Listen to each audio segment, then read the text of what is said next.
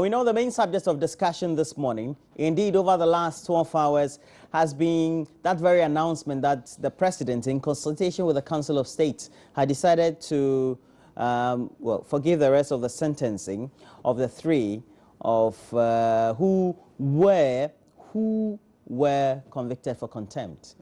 We know that the parlance we use in the media is Montie 3, and they always call it remit.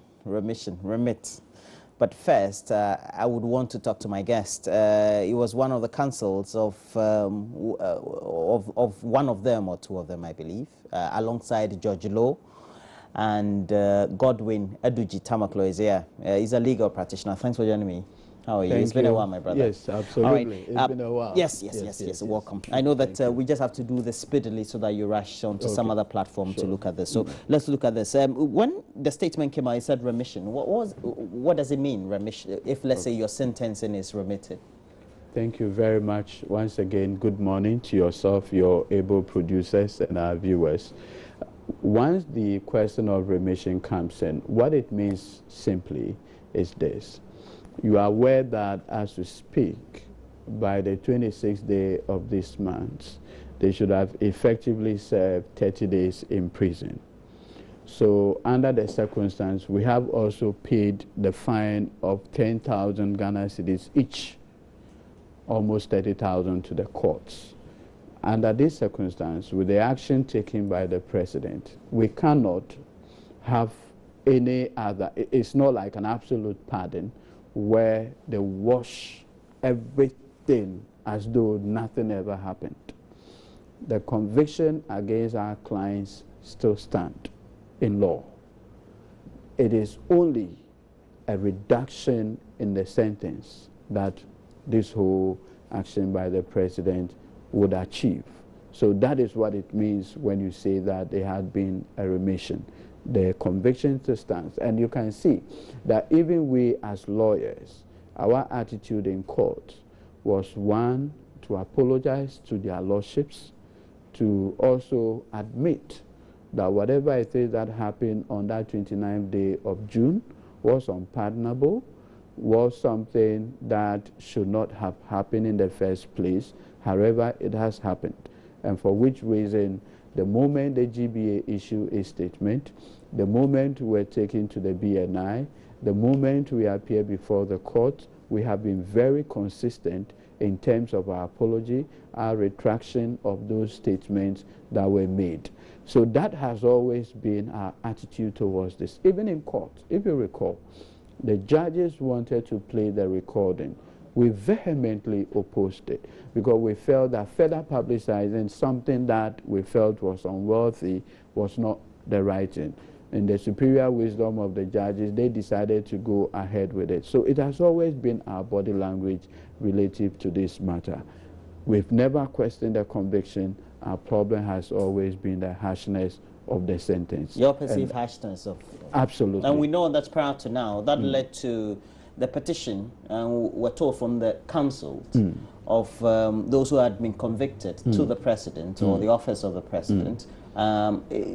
Does the action that the President has taken in consultation with the Council of State satisfy what you petition him for? Yes, and let me use this opportunity to thank the President as well, his Council of State, the people of Ghana. What's important is that at all material time, we felt that regardless of the reprehension relative to the comments of these three gentlemen, we felt that the issue of custodian sentence should never come.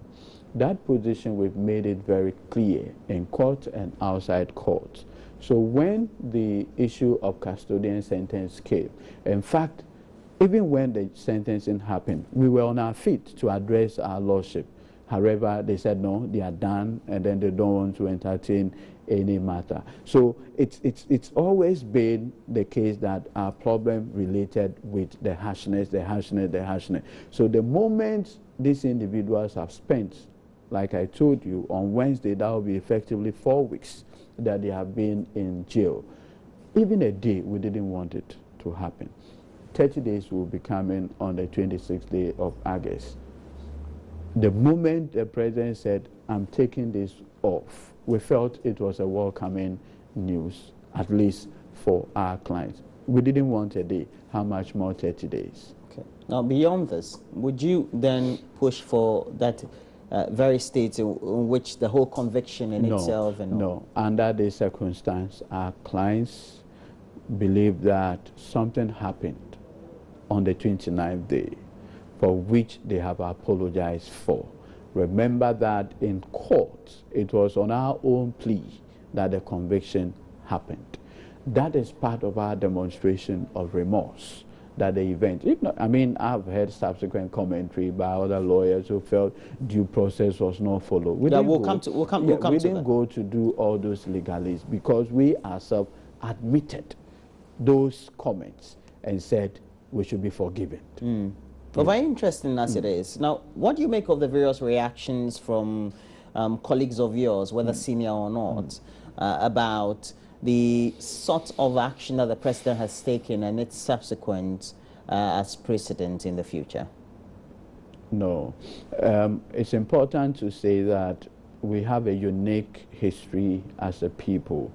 If you recall, somewhere around 17th October 1956, 58, thereabout, the Minister of Interior then, in the person of Krobo Eduse, brought about some deportation decrees against some Ghanaians who had lived all their life in Ghana.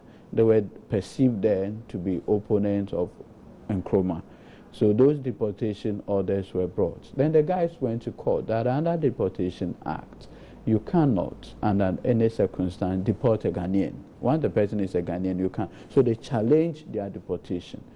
While the matter was in court, Kroboduse, as the Minister of Interior, quickly took the guys out of the country, effectively deported them, rendering the court proceeding nonsense. Effectively, what he had done should be contempt of court. They had majority in Parliament, so they went to Parliament and got legislation to absolve him of any contempt liability. That one, the matter is in court. You take a step to undermine or interfere with the smooth running of that judicial process. In this case, the president, knowing that the 1992 Constitution vests final judicial power in the judiciary, allowed the judiciary, obviously he couldn't have done otherwise, to do their work as judges. 5 panel of the Supreme Court sat on the matter, listened to whatever it is, the plea, summarily convicted them, and proceeded to sentence them as well. Having done that, in law, the court had become fontus officio. When the court became fontus officio, and I have likened it to the biblical example of Pontius Pilate, where Jesus is brought before him, he looks at the scenario, he takes water, he washes his hand off the matter. Whatever Herod or whoever decides to do with Jesus, you cannot blame him for it. Our constitution is so structured that the moment a conviction is done, the prisoner moves into the executive arm under the prison service, which is directly under the Ministry of Interior. At that point, in the wisdom, the superior wisdom of the framers of the 1992 Constitution, they created Article 72. The only limitation to Article 72 is where the president ought to consult the Council of State. The court itself had even stated that that consultation process, that upon recommendation, upon the advice, are not binding even in nature. But what is key, and the fact today, is that the Council of State in fact met on Friday in plenary session and took this recommendation to the president. The president so has acted on this recommendation to pardon them.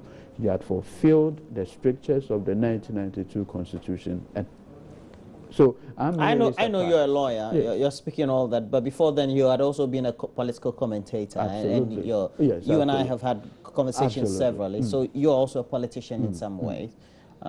What do you think is a symbolism of the president's position based on the advice given by the Council of State on how the independence of the judiciary and the actions of the executive could have on it subsequently? Okay. As you're aware, almost every conviction that the president had in one way or the other granted pardon or remission has always been on the basis of conviction from a court of competent jurisdiction. So it has always, and that relationship had always existed, not today. That relationship had been exercised, that power, by former President Rawlings. Kufuor did the same thing. In fact, by December 2008, about 1,400 people were all pardoned one way or the other. You know the famous musician, Jima. You remember? Today he's a pastor out there. He was equally pardoned by a president. Adamu Dramani Sakande, who was convicted for 2 years for perjury. Chachuchikata. The list is there. As for the political commentary, you can never stop people. Our democracy admits of people to express their opinion on issues they feel strongly about.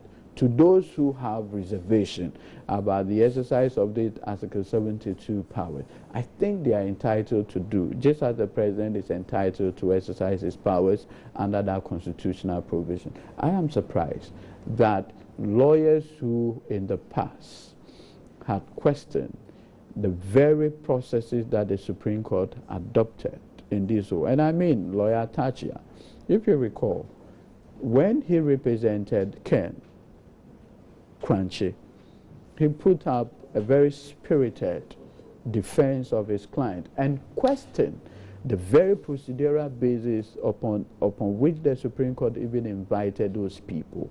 Lawyer Ayikwe Otu, one-time leader of the bar, one-time former Attorney General of the Republic, even went to the extent of begging for Sir John. Now, what is important is that run through the comment of Sir John relative to the commentary by these three. Within the political temperature at that time when the statement was made, at best was incite, at best was to put fear in the judges. The difference between Sir John and these three young men is that Sir John at the time was almost 32 years at the bar.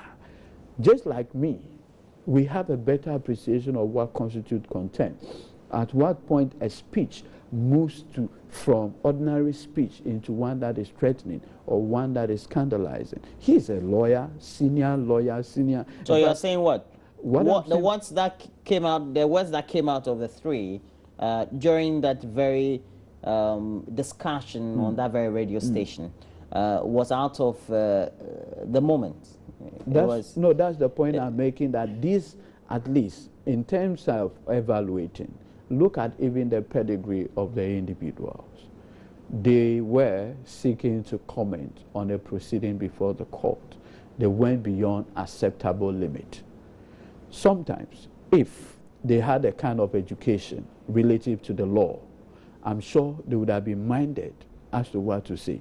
I am saying that where, for instance, a lawyer represents a lawyer who knows better and makes those scandalizing comments, criminal contempt of which he had been convicted for, but the lawyer feels that under the circumstance, he should go and apologize for the person and plead on behalf of that person. That plea which eventually saw his client not going to prison. And that same lawyer today has a problem or reservation. And that's the comparison you're making. With a president exercising his powers constitutional. And that's the comparison you're making. Then sometimes you begin to find out whether it is they who are being convenient with the law or the person who exercises. And so you're saying it's marks of double standards? Beyond the double standards, I don't know how to describe it. It's unfortunate that we've gotten to a point where, even as lawyers, our partisanship is beginning to cloud. Now I know you're a counsel for them, so yes. I would not expect you to say anything otherwise. No. But if you listen to the content of their comments on that very program, and I know that you've been to court, you pleaded for some clemency because you accepted that what your clients did were wrong. If you were not a lawyer, you're just a politician as that, would you say these were stinging comments and which could invariably create unnecessary tension based on sentiments it would also be sending to the political sections of our population? If you recall, at the time when, and I want to do this, at the time when Sir John made those comments, it was in the heat of the election petition. We do understand that. The stakes were equally high then. Now the presiding judge became the subject of a scathing attack. Ordinarily, that should have the same implication as we have. That is why even when our clients, our attention was brought to this matter, we adopted an attitude that does not get us to be in confrontation with the court. You know what?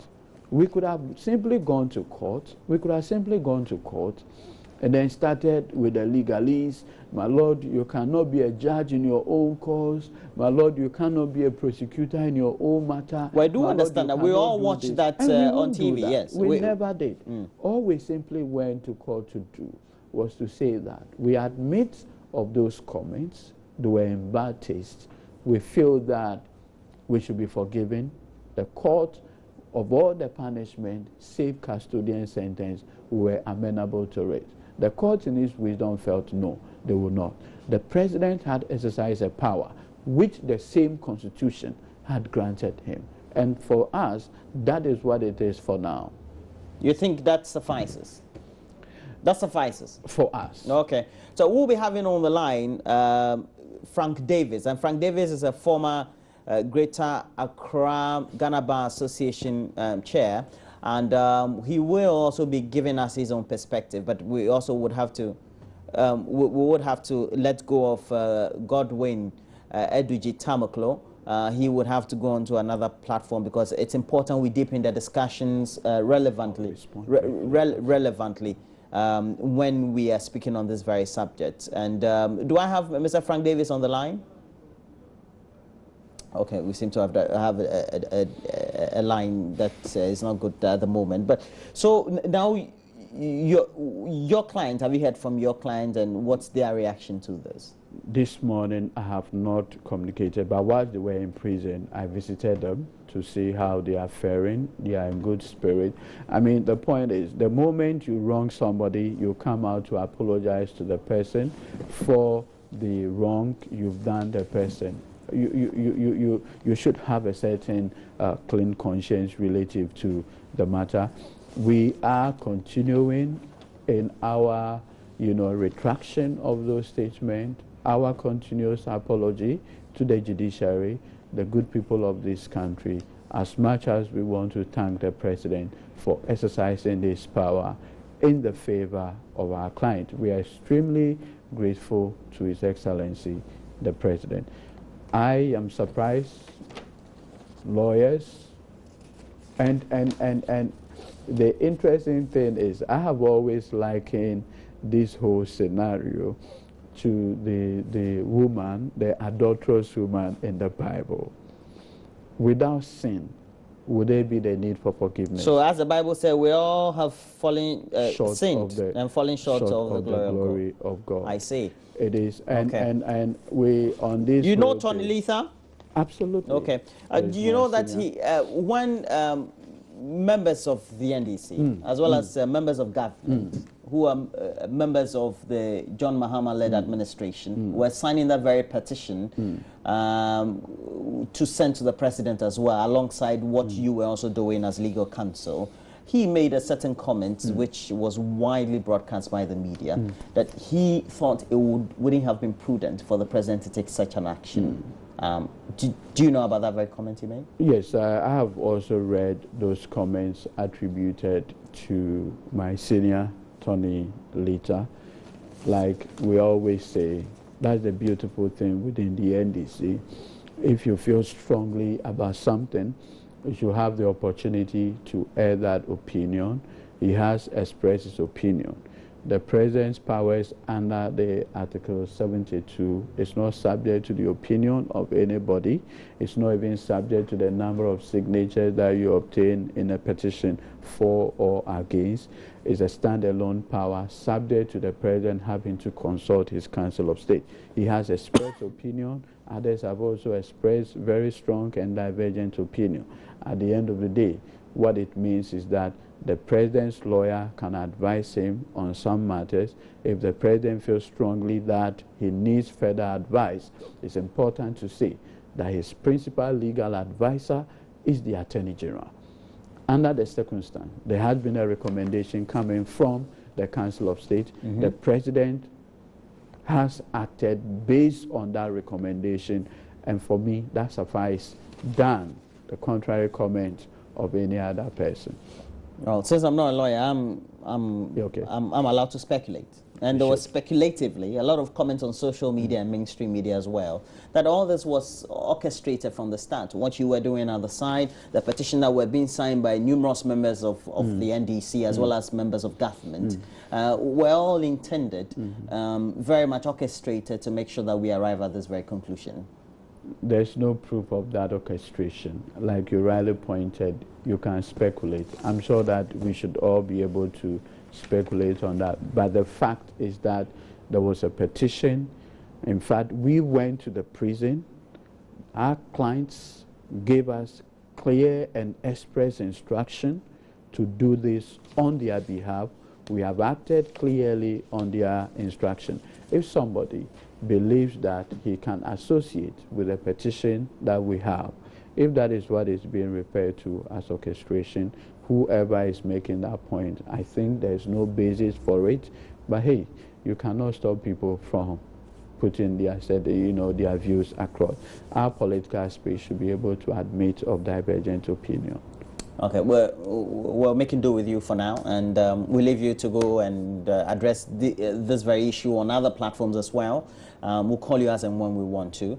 But we have on the line Kofi Asamoah is a policy analyst with the PPP, and we know that they had also been signing a petition invariably to negate whatever have been put on hold for now, and everybody is discussing the president's grant of pardon to the Montie. Well, thank you very much, Derek Akosam, my colleague, roving on one of the streets of Accra. He said he went close to the Supreme Court area. That will be just on your way to the High Street, or let's say the High Street. And we'll try and get a lot more comments on our Facebook page, but we now would have to do that. So you go to Facebook, you get to find out Jonathan Eduse says special appeal to all lawyers stemming from the recent issues surrounding the Montie 3 and their subsequent pardon by the president. And I wish to appeal to all lawyers to open petition books at their law firms to seek presidential pardons for their clients currently serving prison terms, because they also deserve to be pardoned. The Council of State and Mahama have set the pace. Shifman Osei at Atonsu says, I'm very disappointed in the president for granting these NDC Montie loose talkers pardon. I'm only hoping that lawlessness will not take over our airwaves, and I'm ashamed today as a Ghanaian. Let's not glorify this shameful action by JM. And so, Jiabuo, I'm highly disappointed in the remittance given by His Excellency the President. For me, he has lost my vote. If you can grant pardon to somebody who threatens the judicial arm of government, it's better he, the president, steps down as president, and he says, hashtag vote Mahama out. Adam Zakaria, it's very normal because John was also pardoned by the court simply because he belonged to a party that had majority membership in our judiciary. The Montie 3 equally has majority membership in government. Nobody is a first-class citizen. We are all Ghanaians, and we all must be treated equally. Nathan Tete, I don't think some of you understand the issue at stake here. Do you think this is about the MPP and NDC alone? Judges live there. Judges' lives have been threatened. Appropriate trial was done, and the people were sentenced for some time. Why should the president intervene? if it were the life of the president that has been threatened, would these people have been set free just like that? Or if it were the lives of members of the Council of State that were threatened, would they have advised for a pardon?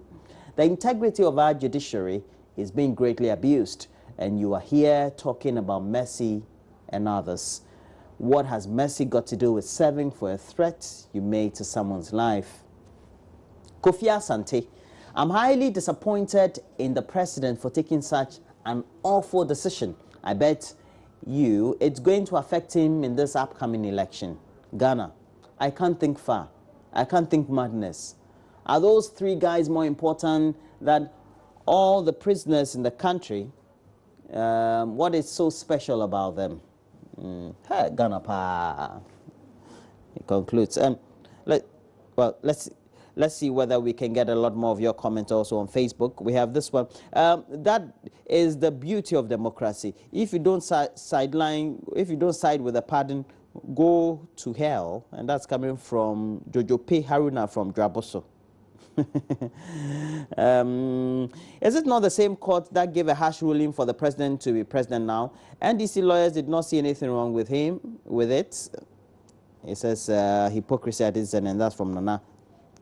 Giving us this message from Kumasi.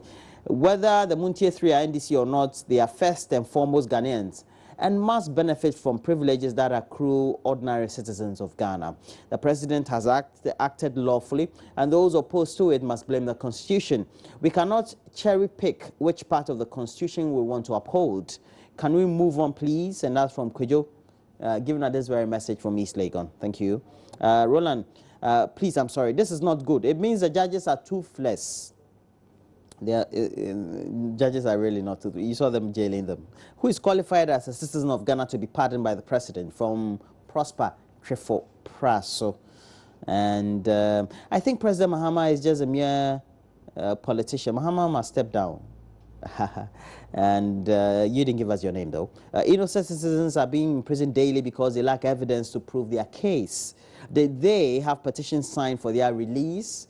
Let's uphold democracy by respecting the rule of law. And that's from Holy, from Hohwe. This is unprecedented. Mahama, it's time to vote him out. Ghanaians, and that's from Eric Corbina. You didn't give us your name. Good morning, Mama Vivian Roland. Remit, according to the Oxford Dictionary, is to cancel a debt or punishment, refer a matter for decision to an authority, while remission refers to the cancellation of a debt or surcharge, a reduction of a prison sentence as a reward for good behavior. So please help me understand what exactly the statement about the Montie remission said. In any case, any remission granted those disrespectful trial by anybody is a blatant endorsement of bad behavior and a recipe for chaos, and also an unnecessary charged political environment by Vemi Bakusi from Tumu, Upper West region. This one also says, I think the president, having the power to pardon convicts, having served a quarter of their sentence, should also please pardon all who have served some quarter of their sentences in their prisons. And that's again a comment from Holy. He says, I love Ghana. You didn't give us your name, but please, those are your comments for now. Next, we have to bring you entertainment. It's up next.